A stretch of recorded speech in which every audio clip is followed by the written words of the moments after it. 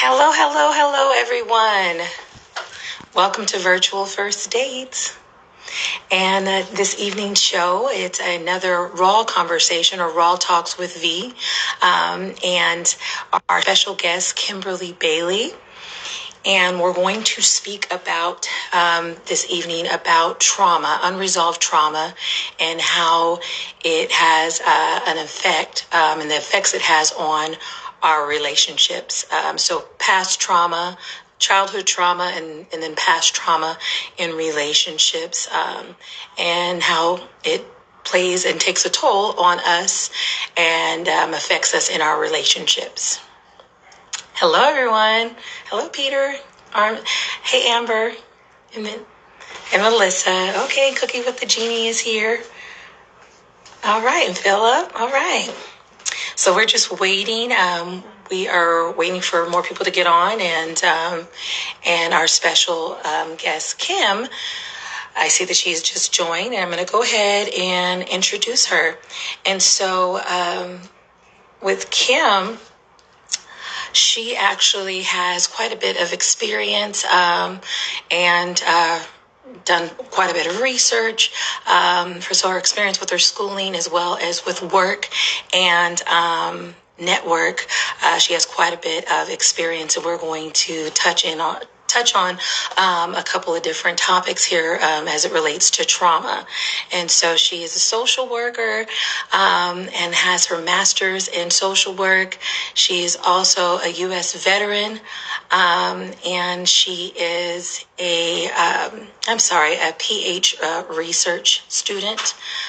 research student, and a civil rights officer for marginalized, so she can protect marginalized communities. I'm sorry, getting all tripped up. Marginalized communities. And we're going to go ahead and bring her on. I see that she's waving. I don't see the request, but Kim, I'm going to go ahead and invite you here so we can bring you on. Okay.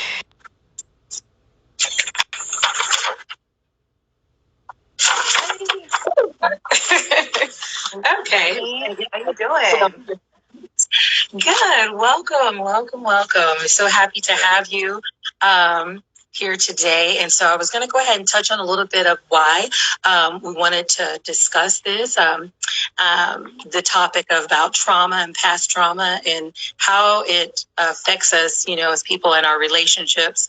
And a lot of times, we as singles, and I'm sure people, when they were single, they had that same complaint, like, where are all the good men? Where are all the good women? When a lot of times that person may just be in your backyard or next door. And it's really us struggling, from our unresolved trauma. And that's really like holding us hostage and preventing us from having those healthy relationships that we want to have in those experiences. Maybe it may be pertain to new friends or just someone to network with, or because of those past traumas, it gives us a little bit of trust issues or anxieties, or maybe even triggers that we're able to partake in those relationships. And so wanted to go ahead and dive into that and introduce you. And I'm super excited about having you on because of all your great experience and personal experience as well, and things that you've overcome and the support that you provide to so many, along with, the military and providing those, that support, for those who've experienced, sexual trauma and abuse and different things of those natures, as well as your work in social work with dealing with adolescents, because so much of our trauma, stems from our childhood, and a lot of times we're kind of like on the fence or don't really know where it comes from as an adult because it's been suppressed for so long, but we're still acting out, from the effects of it and the impact of it. So can you tell us a little bit more about you and your experience and how you got, involved in what you're doing now? Yeah, so I didn't catch all the stuff that you already said about me, but, okay. But yeah, My name is Kim Bailey, and I am a social worker, like I think she mentioned. I am currently a PhD student working on my PhD in psychology, just focusing on veteran mental health issues and traumatic brain injury and things like that, like non-combat related stuff. Like she mentioned, sexual trauma, military sexual trauma specifically. So, but my background is also in adverse childhood experiences. I did my internship in a high-risk neighborhood with high-risk youth, both at a continuation high school and also just in an elementary school setting with high-risk youth, which primarily, of course, disproportionately affects the communities of color a little bit more than other communities. Right. So that's kind of where my background is. And I mean, I went into social work. I was a foster youth and I was younger. I, was adopted. And so I have that personal kind of experience on some of the challenges that we may have, growing up. And also, I'm definitely a expert, like I would say on my personal life, on attachment issues, which we're going to talk about today. But yes, a lot of those kind of happen because of early childhood experiences or maybe early childhood traumas. So it definitely plays a part in our adult relationships if we don't resolve some of those early childhood traumas and relational traumas. So yeah, definitely. I'm looking forward to this conversation. Yeah, and that's another thing is that there's so much, to touch on. And of course, you all, we're not going to be able to hit on everything today. This is one of the first conversations of many. We'll talk about, trauma and, a few different topics as it relates to trauma today. And going forward, in between dates, we'll have different shows where we're talking about trauma and more specific types of trauma. And as it pertains to, our community and as well as just the different things that will affect us in life, as people, and definitely, in dating, because in dating, you want to basically be able to approach it, in a healthy kind of way. And I know from my own experience and from people that I know, just the things that they struggle with, a lot of things from, their childhood or even just past relationships and just not developing those healthy coping mechanism skills has prevented them from just, living a fulfilled life. And so we definitely want, anytime I have an opportunity, I want to, be able to bring awareness and provide the tools or resources, to help with that healing process. And so I wanted to go over the definition of trauma, and then we can kind of go off into that. So it says emotional shock following a stressful event or physical injury, which may be associated with a physical shock and sometimes lead to long-term neurosis. So that's kind of broad, but it's so many things that can cover. I know a lot of times we'll think about trauma and we're just like, okay, so what? Were they, abused? Did they witness a murder when they were a child? But it's so many things, So can you share with us a little bit about different types of trauma and, what that looks like, how it manifests in our lives? Yeah, definitely. And trauma, like you said, trauma has a wide variety of definitions. And for each person, people are listening, for each person, trauma can manifest differently in your life. You can have different reactions, and all of them are normal. Even if you don't have a big reaction, or you say if you aren't experiencing a lot of reactions from trauma, that's also something that's normal. People go through avoidance and other ways to handle. There's some maladaptive coping sometimes with trauma, but trauma that can be anything that intercedes, I guess, in your narrative or your normal everyday life. So for adverse childhood experiences, specifically when we're talking about traumatic experiences in your childhood, they could be anywhere from 0, from when you're first born, to when you're 17 years old, any type of trauma. And those traumas could be something like experience domestic violence, having your parents have a domestic violence relationship, experiencing child abuse, experiencing neglect, experiencing sexual abuse as a child, witnessing any type of violence in the community. That's also something that's very traumatic. And it also disproportionately affects our youth of color often in those types of communities. Having a family member like die or pass away, especially something of suicide, that's also very traumatic for a child going through that. Some extensive traumatic grief.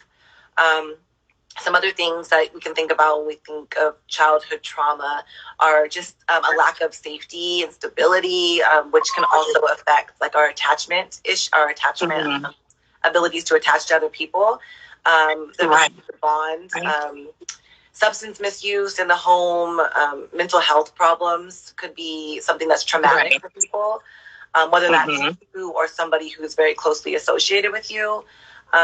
And instability, so a divorce can also be traumatic for children. I was thinking about that too. Yeah, that's also classified as an adverse childhood experience. And it could be just somebody in the home being in prison or in jail, especially a parent. That can also be listed as an adverse childhood experience. Just having like lost somebody in the home. And all of these things, these childhood experiences that are very traumatic, they can result in chronic health problems. You could have chronic mental health problems when you get older, substance disorders as an adult because you've never resolved them with childhood trauma. And then, of course, that can just impact everything across your life and every relationship you have. And the prevalence of childhood trauma, 61%, or the CDC says 61% of adults surveyed across 25 states reported that they had experienced at least one type of those adverse childhood experiences, and nearly 1 in 6 reported they had experienced 4 or more ACEs, they call it, adverse childhood experiences. And so, we know that it can shorten your life. It can just have so many different negative impacts on you. So it's definitely something, it's definitely a national health crisis that we should really pay attention to. For sure. Yeah. For sure. Okay, wow.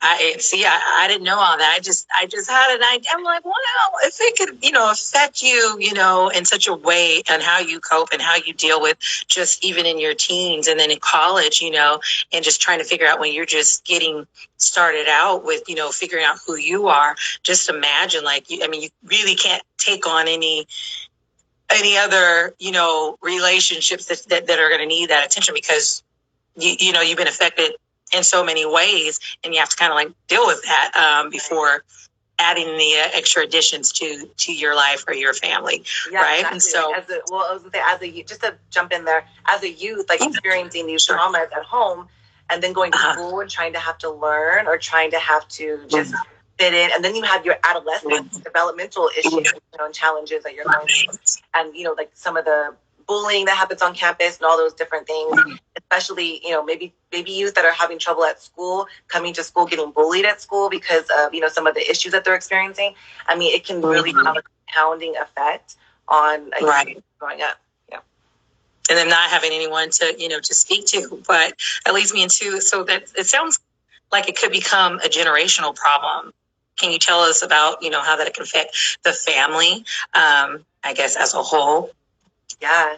So if you don't stop these patterns of adverse childhood experiences or just intergenerational trauma, I should say, they can definitely be passed down to other generations. And so when we look at intergenerational trauma, it can be passed down through maladaptive behaviors. So a lot of our youth learn our behaviors from our parents or from the relationship that they make with adults. It's like modeling behavior. So if you are an adult modeling poor behavior or poor maladaptive coping strategies for your own unresolved trauma, your children are likely going to pick up those behaviors and also pass them down to their generations. And we also know with generational trauma, it can be passed down on a genetic level, through your genes and through your DNA. So trauma, it's called epigenetic. Like if you're adopted or something like that, and exactly. You know your parents, you still inherit that, you're saying? Potentially, yeah. So even if you're adopted like I was, and maybe I didn't know my parents growing up, some of those traumatic experiences, maybe anxiety, I've known people that I've worked with that have had issues where they didn't know where their anxiety was surfacing, but they would have anxiety when maybe a loud noise would happen, or maybe a specific thing. I remember there was a young lady who I worked with who every time she had the curtains open, she'd have like panic attacks. She didn't know whether it was manifesting, but I guess like a few generations back, like her grandmother was in an area where there was a high rate of community violence, and she would keep the curtain shut, and then it kind of passed down to her mother, to her mother's mother, you know, kind of down the generational line. And so she would have extensive like anxiety when a window was open or when a curtain was open, because that behavior kind of passed down through generations. Yeah. Wow. Yeah, that's hard. And I think that a lot of people may, suffer from that because, anxiety is a big thing. And a lot of times people, just depending on how you're raised, you might, you're like, oh, no, I don't have, there's nothing wrong. I don't have anxiety. This and that. If I speak it away. And yes, the words have power. But sometimes, just like you're saying, like genetic, the intergenerational trauma, it's there, and we don't know, where it comes from. And if you don't, try and tap into that and find out what it is, it could drive you crazy. And then you're thinking like, oh God, what is wrong with me? And it's really something that, is affecting you indirectly. And, you have to talk to someone or just kind of figure it out, I think that's all kind of a part of the process of becoming more self-aware. Because at one point in time, I used to, I'm pretty bubbly and pretty happy. And so, if I'm not like that, people are like, what's going on? Something really serious must be going on, for you not to be smiling or, cutting up. But at one point in my life, maybe about 7 years ago or so, I would get irritated, and I would just be so irritated about just things, people, they just irritated me. And I was just like, my mom says to me one day, she's like, well, why are you irritated? I'm like, I don't know. And she's like, well, I think you need to figure it out because you can't just, you don't want to just live like that where you're just irritated all the time, or it's so easy for someone to irritate you, because I never was like that, before. And so I had to kind of tap in and see okay, the next time, I feel just agitated, what, take some notes and see, what that's about. What is the situation and why do I feel like that? And it really was coming down to me prioritizing and getting more organized. And I was getting agitated because I am a helper, more people were just like, oh, can you do this? Can you do that? And I'm just like, sure, saying yes, because, that was me, and then so I started getting frustrated, and I was getting frustrated at them, but I need to be frustrated at myself, say, hey, V, you need to prioritize, and you need to know exactly what it is that you can do and what you can't do, for this day, so that you don't overwhelm yourself with responsibility, because I hate to let people down. And so that's where that, boundaries for yourself. Yeah. Yes. And that's where that irritation was coming from. And I'm like, oh, okay, but because, I had gotten used to and accustomed to being the person that always, comes through, and I had that attachment of I don't want to let anyone down. And, so I didn't think about what was healthy for me, making sure that I'm agreeing to do something that I want to do and that I can do, so there's not that disappointment later, because I'm not going to disappoint you. I'd rather be mad, and sad about it later than disappoint, and I had to change that, and just look more into where was that coming from. So, yeah. So that's a really good tool, because that's something that we do, cognitive behavioral, when we start talking about recognizing what was the trigger or what was the feeling right before you got mad or you got angry, recognizing what happened right before and what you were feeling and how you were feeling in your body, what you were thinking. Those are really important, because that's how you can identify what it is that you're being triggered by, and if you can write it down or take notes, then you'll see the pattern. And you'll be able to recognize where it's coming from. Yeah.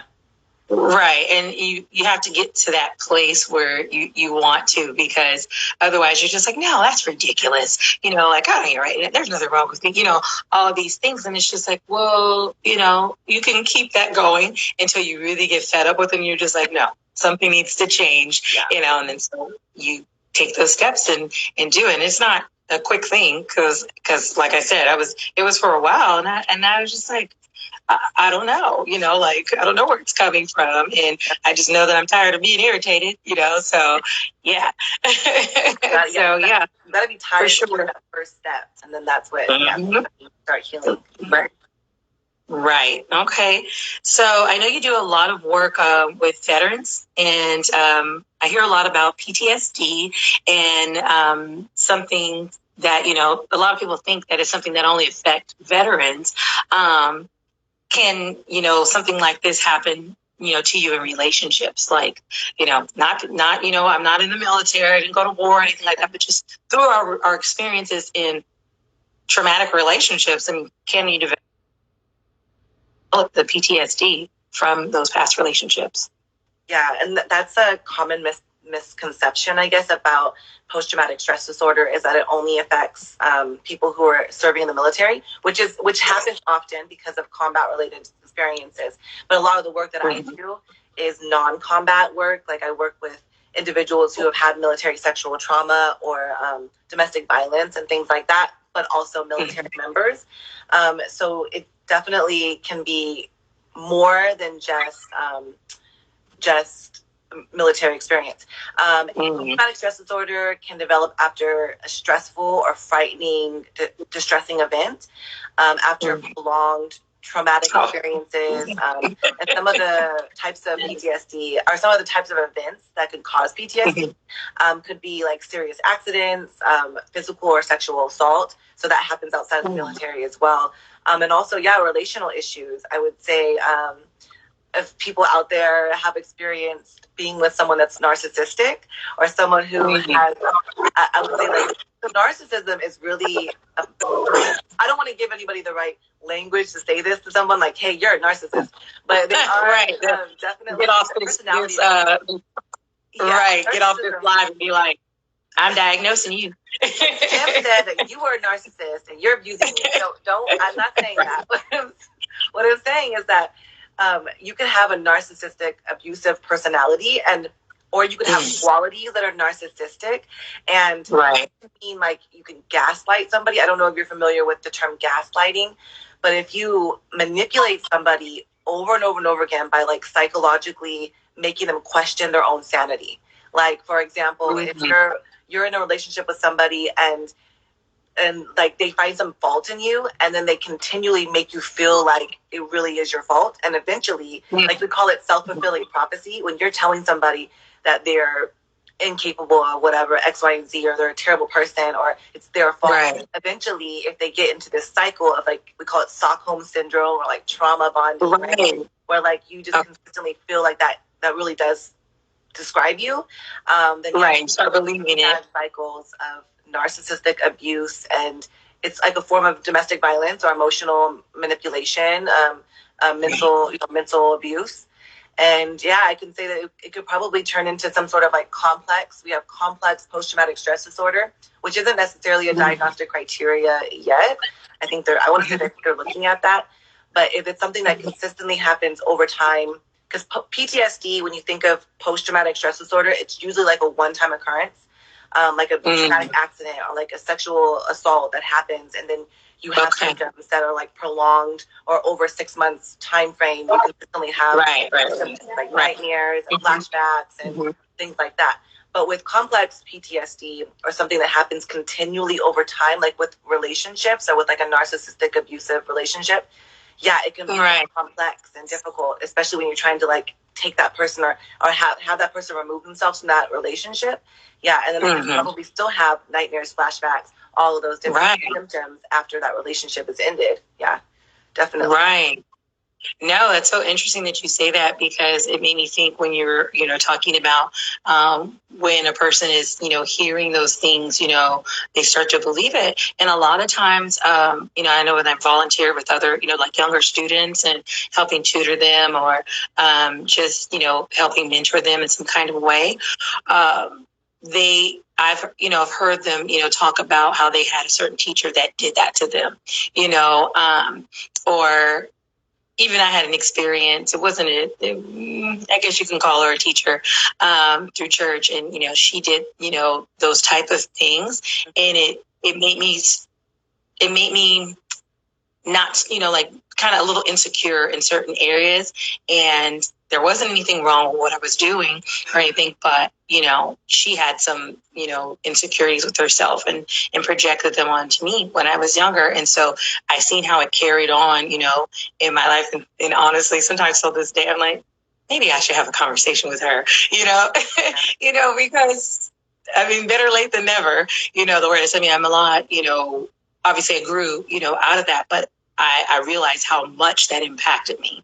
And it made me, not as vocal, and obviously I'm a very vocal person and have a lot to say and passionate, but that kind of held me off, for a while because of those things that were being projected on, to me. And so it was traumatic, for me, just because I valued, that person's opinion, and thought highly of, especially when it's, in the church. And it trusted that person. Yeah. So, and honestly, totally. to add on to that, like when you're dealing with youth or people who are, because we know the brain, like I'm a big nerd about the brain and how like the neurology of everything. So we know that the brain is not fully developed until, as a woman, I think it's 25 years old, around that time when you're fully developed. Interestingly enough, for men, it's about 30 years old or older. So their brain doesn't fully develop. This is science. This is not me saying anything bad about my, right. So I didn't write the book. I did not write that. 25 years old for women, about 30 years old for men. So we know that the brain's not fully developed.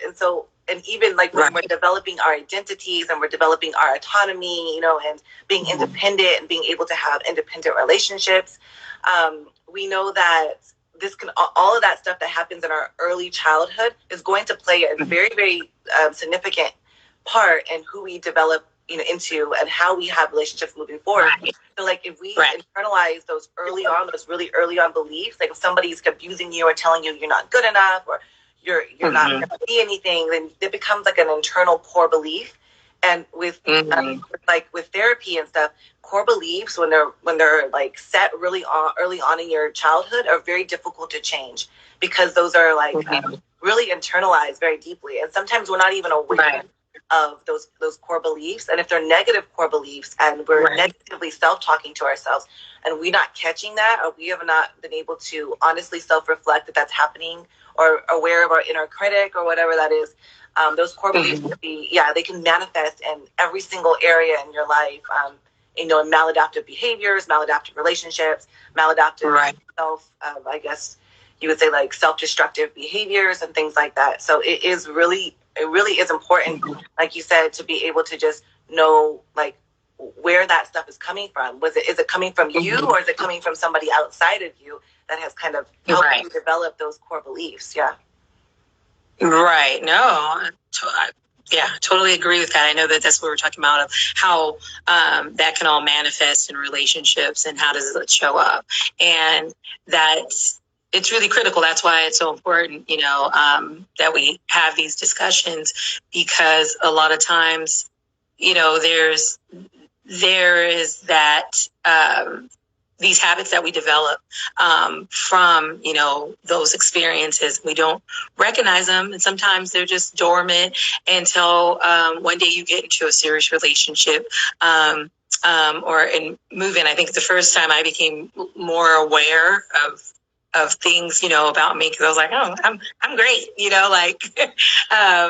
I think I'm going to do a great job. I can, I'm ready for marriage and, living this life, until I got into a relationship and we moved in together. And then that's when I seen like, oh, I'm not perfect.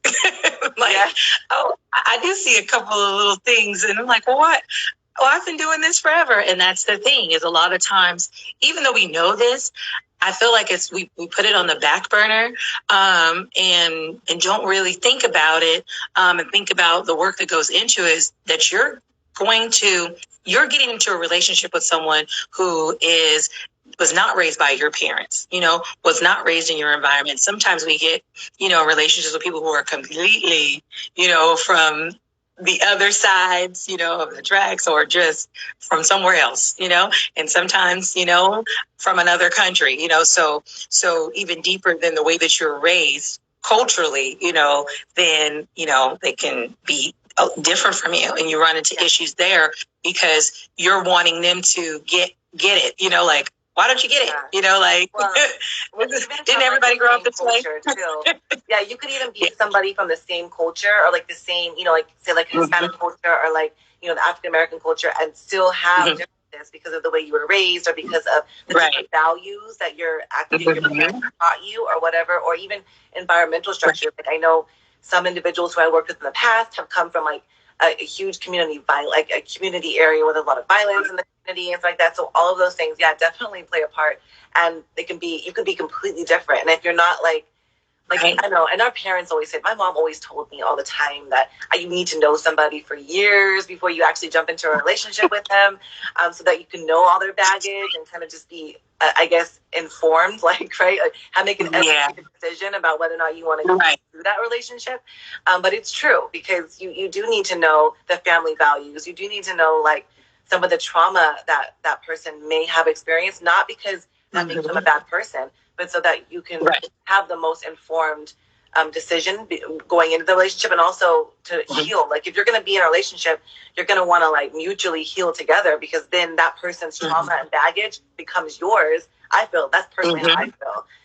It's true. Connect, because it's like what's it called when you have the same goal? Soul ties. You want to heal together, right? Yeah. Oh yeah. But I'm thinking about the soul ties and stuff, and the things that we take on, especially when you're physically intimate, and you take on that that baggage, and so if you're not ready for it, you're like, I don't think I'm qualified, to deal with my stuff and to deal with your stuff. And so, I think that the longer that you know a person, sometimes then that's helpful. And sometimes it's not how long, but it's really like not the quantity, but the quality. And if you have a lot of, because intimacy is not always, sexual or romantic, but like you have intimate relationship with your friends, and that's just based off the closeness and the familiarness with that person.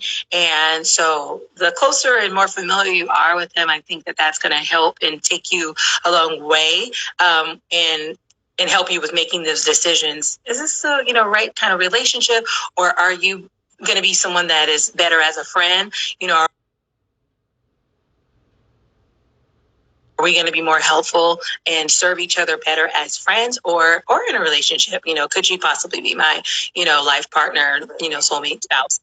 And so, those are things all very important, in dealing with your past trauma. And I like to say, AKA baggage, because I would say in my community, that word is a little bit more, familiar and accepted for some reason, versus trauma, because everyone's like, oh no, trauma, like, that's not me, but when you're like, oh, I got a little baggage, people are like, yeah, I do, and so sounds like a lot of stigma. Like, there's a lot of stigma attached to baggage, because you're like carrying something around with you.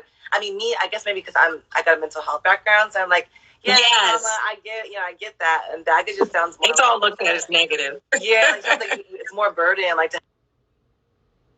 to carry. But I was gonna say, someone asked, I think Jeannie had asked, how do you recommend a healthy relationship when dating? I was saving it. And honestly, I was gonna jump on there because I saw that question. I think it's really important if you're going to be. It's okay if someone has a trauma background. I wouldn't say to shy away and not want to be with that person if you really are engaged in that person, really feel like you have a connection. But I think when somebody is actively ready to heal, and when they're like actively engaged in that healing journey, that's when they're probably a little bit, I guess, more like prepared or ready to start a relationship than somebody who's not actively on that journey. If they're still participating in maladaptive coping strategies, and you like see it, that's kind of a red flag, I would say. Like, and you kind of see, like, if they're some maladaptive coping strategies are using substances or alcohol, being passive aggressive, like not being able to effectively have a conversation. Like I think you mentioned earlier, like getting defensive or displacing your anger on somebody. Some of those things are like kind of red flags to show that they're not necessarily ready to heal, or they haven't started the healing journey yet. So those are some things you probably have to like just be mindful of or stay aware of, even when you feel like you're connected. And I think one other thing that's really important is that concept of trauma bonding. If you're somebody who has a trauma history and you've had childhood trauma, sexual trauma, or whatever it is that you're still actively healing from, sometimes you don't notice, but you connect with people who also have traumatic backgrounds, and that's called trauma bonding.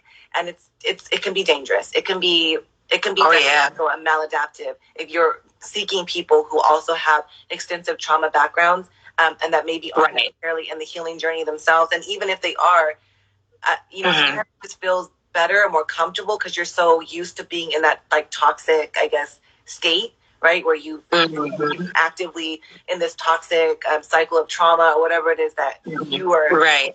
And then you're going to connect with somebody who also is going through something like that. And that can be sometimes, for sure, challenging to continue that. Well, for sure. For sure. I actually had a girlfriend that I went to high school with, but later on in life, was it college? Yeah, they both had dealt with, like coming up in abusive homes, and they met each other. And then shortly after, they both had lost their moms within a few months. And so that kind of bound them closer together. They bonded over that, those traumatic experiences. And I knew it wasn't good. I knew that much because those are things that individually they needed to, what is this? Okay. She wanted to ask, what are some of the key questions you should ask? We'll go back to that. But because both of those individuals needed to heal individually, first, not saying, because when you go through trauma and different things, it doesn't mean that you're ruined, for, the rest of your life. That's the idea of, being able to talk about these kind of things is so you can get that resolution, heal, and then, be healthy so that you can be, that person, for, whoever is your future spouse or the person that you decide to, have a partnership with. So not at all meaning that they, weren't, good, to be in a relationship at all, but just at that time. And then, the partner that they chose is just like two addicts getting together, what I mean? And saying, hey, I'm an addict, you're addict, it might not be good because you're struggling with the same thing. Yeah, and share an experience with each other. So they kind of connect out there. They feel, like I said, that trauma bond, they feel connected. And so, of course, those are really strong bonds, especially when you're, you're an addict and you're overcoming it. Those are special. That's real special. That's empowering. That's amazing. But it is sometimes difficult when that's the only thing that connects you, or if that's the only thing that you have in common. Then it's gonna be very difficult to continue the healing journey together if you're not like finding other ways to connect outside of the trauma. Very true. Very true. Okay, so Cooking with the Genie asks, what are some key questions you should ask? I'm assuming she's asking some of the key questions you should ask to kind of find out if the person is dealing with trauma, or should you reach yourself? I honestly don't know.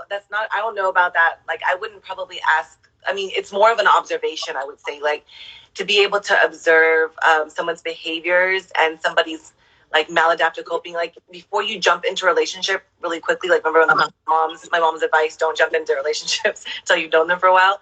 I think it's really important just to pay attention to the people that they surround themselves with, maybe their family, like how strong their family structure is. I mean, because those are things that you're going to want probably when you start raising children, or if you have children already, like you want to make sure that person is going to be safe for your own healing environment. If you're actively healing from trauma, so just pay attention to some of those signs, and then also don't just, because when you're actively healing from trauma, you're going to be quick to like want to be loved or to want to fill voids sometimes. So if you're actively looking for something, sometimes you'll find it when it's not really there, if that makes sense. Like, because you're looking for that instant reward. You're like, I'm doing the work. I took one class, during that process. So I wouldn't say like necessarily questions to ask them about trauma, because they might not even tell the truth about some of that stuff. Like, and not because they're lying, but maybe they don't actively see it. So I think it's better to just pay attention before you just jump into a commitment with them. Yeah, so that's probably important. That makes sense. That makes sense. I want to talk about the attachment issues, because that's important. Oh yeah. And then well, let's see. This person has asked. Don't call me Mel. Is apologize if you have already covered this. Okay, I imagine that it's possible to have PTSD and not know it. How can you identify it in yourself? Okay, that's good. We did go over, is it possible to develop PTSD from past relationships? But I like how this question is posed. How can you identify it in yourself? How do you know if maybe you're the one that is, suffering from that PTSD, this trauma? Yeah. So, well, Kim.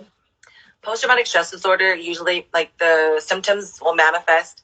So if you've had a traumatic experience, and I'm talking about PTSD and not necessarily the complex PTSD, because I'm not sure if that person had a differential between, remember how I said there was complex from like a relationship, and then there's like a PTSD from like a specific traumatic experience. But PTSD, oftentimes it'll be like, you'll continue to have the symptoms after 6 months time frame. Like they won't go away, they'll continue. Like I know for me, because I'm a disabled veteran, and I was in the military, and I have some symptoms of post-traumatic stress disorder, and they manifested in like nightmares. Like you would have nightmares, oftentimes in flashbacks. So like sometimes it can be triggered by like a smell or something that reminded you of the traumatic experience, and then you can kind of feel like you're right back in that space, and not necessarily like in a disassociative kind of way, like where you think you see the stuff. It can also manifest in just a feeling of anxiety or a feeling of fear, right? Because oftentimes when a traumatic experience happens, you're either afraid for your life, or you're afraid that you would have died in that situation or whatnot. So that feeling of impeding like anxiety and possible death, I think that panic attack, that can happen during flashbacks. I'm trying to think. There's other symptoms, but I'm trying to. There's also the mental growth therapist. She hi, by the way, I'm so glad she joined us, because she's also someone on my page. She came from my page. Oh, awesome. So those are some of the symptoms. What else? I feel like as an expert, I should know this. I had like a brain freeze. I was on a roll with attachment disorders, and then I on the PTSD symptoms. She threw me off. No, but yes, reliving the traumatic event, upsetting dreams, severe emotional distress, and avoiding, like, so if you are trying to avoid areas where you feel like you could be triggered, or avoiding the symptoms, oftentimes you see that manifested in like alcohol, trying to avoid like having those flashbacks or nightmares, things like that. Sometimes insomnia can happen. Yeah, when you just can't sleep. And I've seen this happen with people because they are just afraid to go to sleep because of the nightmares. So then they start like kind of manifesting these behaviors that are like routine behaviors of not going to sleep, negative thoughts about yourself, negative thoughts, negative moods. I know we talked about some of the symptoms that can happen during relationships, like with passive aggressiveness, or like sometimes they don't even recognize the behaviors that they've developed because of this trauma, especially if it's gone untreated for like many years, because PTSD is a continual thing. It's not something that just kind of goes away. And it's not something that only happens for like a short amount of time. It's something that's usually long-term. So you can start isolating yourself from family members, feeling detached from family members. Like some of the depressive symptoms that you would have with depression, like lack of interest in activities that you once enjoyed, like anything that you can feel like you're just not yourself, and especially coupled with those flashbacks and those nightmares, there's definitely something you should probably seek support for, or maybe therapy, or even just supportive safe spaces to talk about this stuff. But that's kind of some ways that it can manifest in your life. Wow, yeah. That's so important. That's also true. hypervigilant. Like, so if you're like, if somebody scares you, like loud noises or just things, and you're just super hypervigilant all the time, that's also a symptom. And that can also manifest in like aggressiveness. So if you have like somebody like with combat veterans, like the reaction to that, they're angry all the time, or they're always like really quick to just be mad or angry, then that's also a symptom of PTSD. Yeah, can be. Right, and that's so crazy because, you know, they're probably walking around not aware, but they, you know, how you feel like, I don't feel right, and I don't like the way that I am, you know, behaving, but I don't know where it's coming from, you know, and so that's good, you know, that you brought that up. Okay, so let's see. So attachment issues in the styles and challenges. We're eager to get into that. So yes, I think that's really important when you're trying to develop healthy relationships or trying to continue healthy relationships, is knowing what your attachment style is, especially if you have childhood trauma. Because the attachment style that we create when we're young with our parents or whoever our primary caregiver is, that can definitely carry into our adult relationships. And people sometimes don't realize that, like that comes from trauma. So sometimes, so when your caregiver or like somebody who's taking care of you as a parent, they reject us, or they're unresponsive, or you've been neglected by your parent, you can develop what's called an insecure avoidant or dismissive avoidant attachment style. And if you have this type of attachment style, when you get into relationships, sometimes you'll be like emotionally distant from people, or you just will have a very difficult time like feeling connected to people, or having the ability to make like relationships work. And so you'll see them kind of like coming in and out of relationships and not being able to like have a long lasting relationship. Like I've seen people say, I don't have long-term relationships. My relationships are real short. Sometimes they're probably experiencing the insecure attachment or like challenges. Push people or away, even in that secrets. Were you going to say something? I was going to say, even with the you know, so the attachment and then the abandonment, you know, too. I had a few friends, you know, who have like abandonment issues. And I noticed, well, they explained to me that in relationships that they found themselves getting close to people, but then getting scared and then pushing them away because they were scared that if they get too close to them, what happens if they, you know, decide they don't want to do this anymore because their mom, you know, did that, you know, with them. And so they experienced that, and it was never really like stable growing up.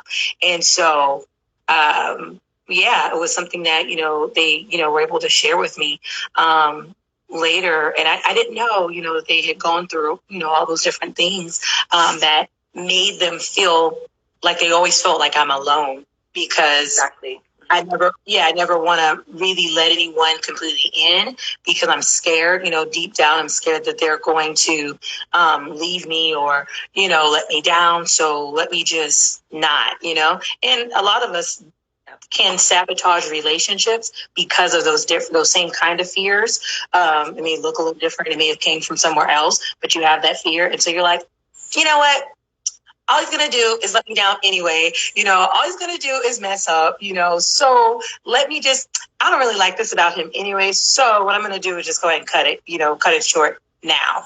And, you're missing out. Like we were saying earlier, you know, you're missing out on these great relationships, friendships, you know, a life partner, you know, possibly, because of that, you know, fear. It's just like holding you hostage, you know, because of those abandonment, you know, or attachment issues, either or. So, yeah.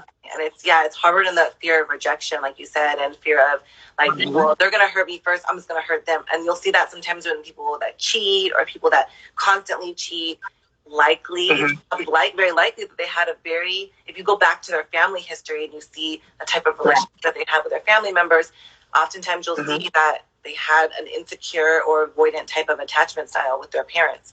And so that's why they kind of manifest those behaviors now and have a very difficult time staying in long-lasting relationships, because they're just avoiding it because they're afraid of rejection deep down. They might not say that, but deep down they're probably afraid that they're the ones that are going to get hurt. So yeah, right. And it's just like, you got to protect, right. You know, yourself, self-reflect. Yeah. Right. And they're, I mean, it seems like it would be a natural thing, like if that's unresolved because your natural reaction is to, protect yourself. Yeah. Unless you're one of those people who have, it's some, it's some type of personality where they, naturally just protect other people before themselves. But most people are not like that. So they're going to, try to protect themselves, in those instances. So yeah, it's hard. It's difficult. So how about, Well, what can you do about it? I got a couple more. Okay, yeah. There's other ones too. So that was the avoidant type of attachment disorder. But then, so there's children who have experienced maybe persistent neglect or abuse, and they develop a fearful, avoidant, or disorganized attachment style. And so when a person's supposed to love and care for you as a caregiver and they hurt you, right, it can make you feel like you're afraid of both intimacy and afraid of being alone. And individuals with this type of attachment style usually just have a hard time trusting people, or they close themselves off emotionally, kind of similar to the other attachment disorder. Or they may just be uncomfortable showing affection.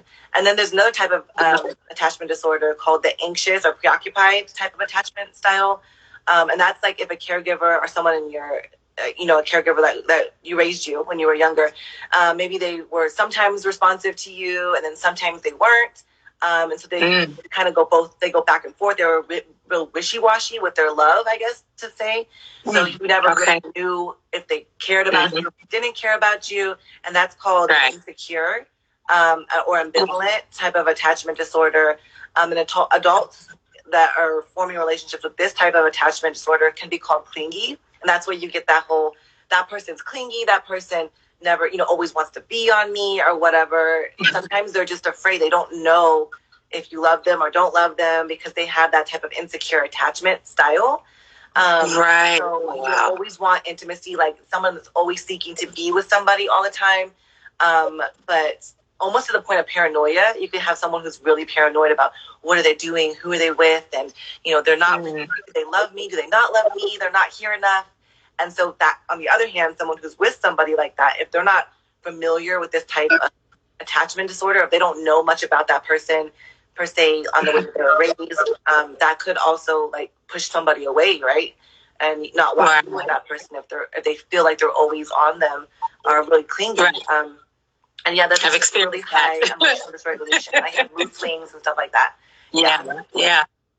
It becomes kind of unattractive, especially if you don't know, and just depending on what point you are in your life. Because, sometimes, like I'm a police fireman, a lot more understanding, but, there were times that I was, and I was like, oh, this is scary.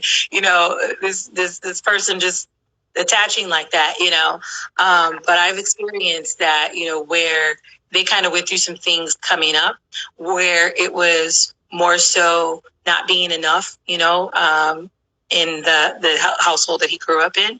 And so it was just like, while dating him, kind of felt like I was competing with some invisible thing. And I'm just like, wait, do I need to do more or do I not? But, later, obviously, like your mom said, in time, you learn, these things, more things come out, about each other the more time you spend together.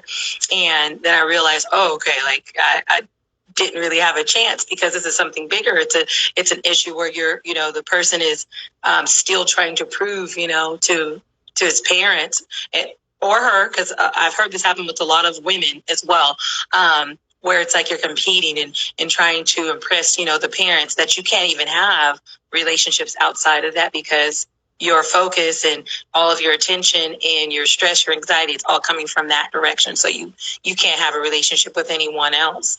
And so, yeah, that just stuck out so much, when you mentioned that, because I was on the other end of it. Yeah, and it's funny because if you're not aware of your own attachment styles, or if you're not aware of those behaviors, sometimes you can overlook them and not really recognize them. And it's just thinking that, then you can start internalizing those beliefs, like that person just does not love me. He doesn't care about me, or she doesn't care about me because she's not in tune with my needs or whatever it is. But really, it's you not being able to resolve that, maybe that past trauma that you had experienced as a child. So you definitely, I think, going into our next question or our next topic, I think just being aware of your own like trauma or where it manifests or the maladaptive behaviors that you're displaying is really important. And then just educating yourself on your partner's attachment style is also really important. Just like both of you need to kind of understand where you come from, and then just be able to recognize when you're acting inappropriately or maybe just not looking rationally at the bigger picture. Because like say your significant other had a really bad day and came home and you're like an anxious, preoccupied person, like you're of an insecure attachment, you might jump to the conclusion that person doesn't love you or you did something wrong when really that person just had a bad day. So if you're not on the same level there and you're not recognizing, why am I feeling so triggered right now? Why do I feel so, why am I internalizing? Why is my self-critic telling me it's me when maybe it's not even you? And then that can cause relationship problems. And that's how your trauma might cause relationship problems in your relationship now. Right. No, totally. That's true. I know that my pastor was speaking about that one Sunday. I can't remember what the complete topic was, but it was about knowing what your most dominant like principle is, meaning what's most important to you, and also what are your like your things that make you stumble. You need to be aware of it yourself, and your partner, you need to be able to be transparent and vulnerable, obviously, with them enough. And they obviously have to be a person that is providing a safe space, because if they're not, you're not going to do it.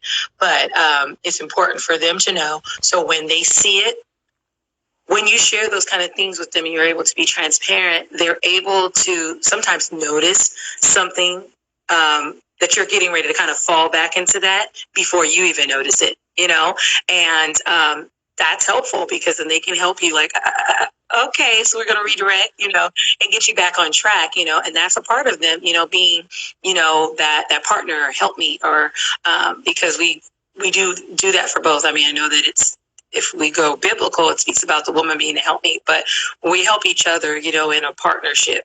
And sometimes, when you get that right that right partner, they're able to help you with things and literally, get you through, and you're able to do the same for them. But you can't get there if you're not honest with yourself and then not honest with your partner. So yeah. This thing gets deep, y'all. It's really deep. It does, yeah. So you went over how, what we can do about this, right? So what about triggers and coping, tools? Because that is really, really important. I know, I notice, and it's helped me so much to become, the person that I am, and to be able to deal with people a lot better, is being able to identify what my triggers are, and setting those healthy boundaries, and then, having good coping mechanism skills that, work for me, So let's talk about that. I think that covers it, because every coping strategy that you have, I mean, it's different for every person. Like what works for me might not work for you, but I think what's really important, and we do this often in therapy, which is called like cognitive behavioral therapy or cognitive restructuring, reframing. Being able to look at a situation with so I tell my children when I did interventions with the younger kiddos in the neighborhood that I worked with, I would tell them, what glasses do you have on? Like, do you have your cloudy glasses on, or do you have your clear glasses on? And I would say, if you have your cloudy glasses on, are you looking at this with which glasses? Because if you see it clearly, you'll know that, maybe you can look at the answer like a little bit more rationally versus, do you have your cloudy glasses on? Are you seeing this clearly? Because it's probably not true. So you can ask yourself questions like in the middle of an argument, or when you get triggered and you feel like you want to argue with somebody, maybe stopping back and saying like, how often does this actually happen? Or what do I think is going to happen? What is the worst case scenario? And if you think this person's cheating, or this person doesn't like me, or whatever it is, and then you rationally think about it, how often has this happened? Has he cheated on me before? Or has she cheated on me before? does she always come home and say she doesn't like me or something like that? And like, if you think you find out that that's not true, more likely than not, that's not true, then you're probably reacting inappropriately or not. Or you need to take a step, maybe take a moment, to kind of like dysregulate, find some good breathing techniques, whatever works for you, whether it be journaling, like you said, or whether it be taking deep breaths or taking a moment to work out or something, and then coming back to the situation with a different mindset, it's probably better. Right. Or if that person consistently is doing that type of behavior, that's also something to look at and consider. But that's kind of good questions to ask yourself, Right. Well, what I'm going to do is, it looks like we have 13 seconds remaining. And so what I'm going to do is probably jump off this, and everybody who's still here, jump back on so that we can